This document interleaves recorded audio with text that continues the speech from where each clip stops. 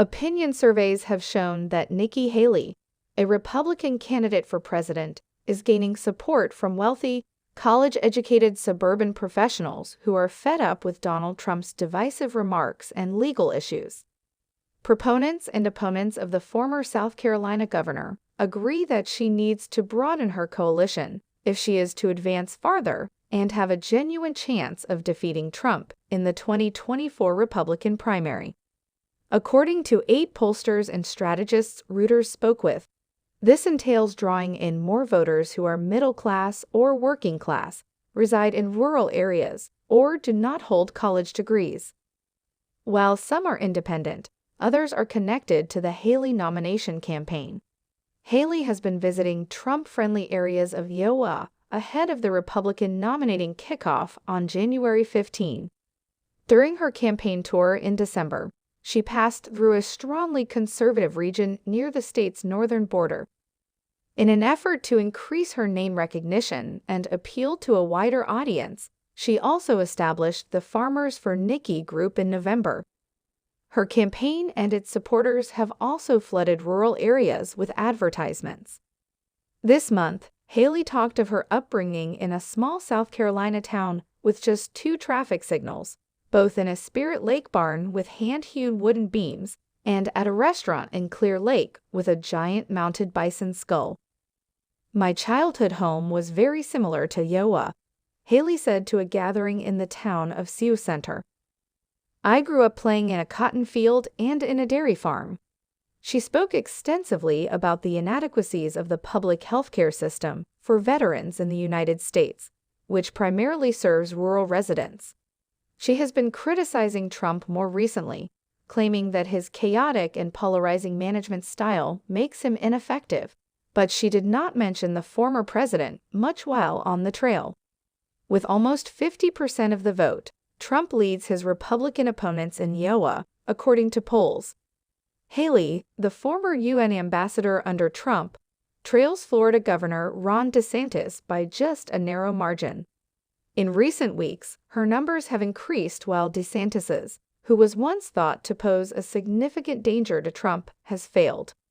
Truck driver Lee Hardy, who works at a nearby chick hatchery, braved bitter cold weather to get to Haley's town hall in Clear Lake. He claimed he was thinking about supporting Trump, but arrived unsure on which candidate to support. Following the event, Hardy declared that Haley's direct responses to audience queries and what he called her down-home demeanor had him leaning towards her. On the other hand, the majority of his colleagues backed the previous president. "Trump is definitely number 1 in the majority of their eyes," Hardy stated, "but number 2, it's anybody's race." In a December Reuters/Ipsos poll, Trump had 61% of the national Republican vote, ahead of Haley and DeSantis, who both had 11%. In November 2024, the Republican primary victor will face Democratic President Joe Biden. Haley did better among suburbanites and captured around a fifth of Republicans with a college degree. Roughly 7 out of 10 Republicans who are not college graduates supported Trump. According to an executive at SFA, one of the outside PACs backing Haley, who asked to remain anonymous in order to discuss internal polling and campaign strategy, internal polling from the organization also shows that Haley is leading in affluent, suburban, and college-educated communities. According to The Insider, Haley still has space to improve her standing with non-college and rural voters as they become more aware of her candidature and the presidential election as a whole.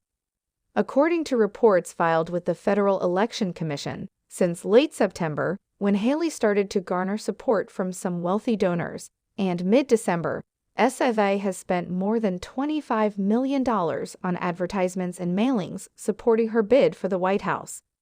SFA recently released an ad that highlighted the difficulties faced by the middle class and bemoaned the fact that the rich are getting richer and the poor are getting poorer.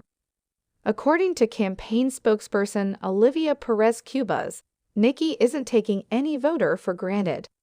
She's traveling across Iowa holding town halls, answering every question and shaking every hand. Haley is much behind Trump in the New Hampshire primary, which is scheduled 1 week after the Iowa caucuses and features a much wealthier electorate. According to an internal survey completed in mid-December and provided to Reuters by AFP Action, a political advocacy group that backs Haley, she and Trump would be statistically tied in a hypothetical head-to-head matchup there.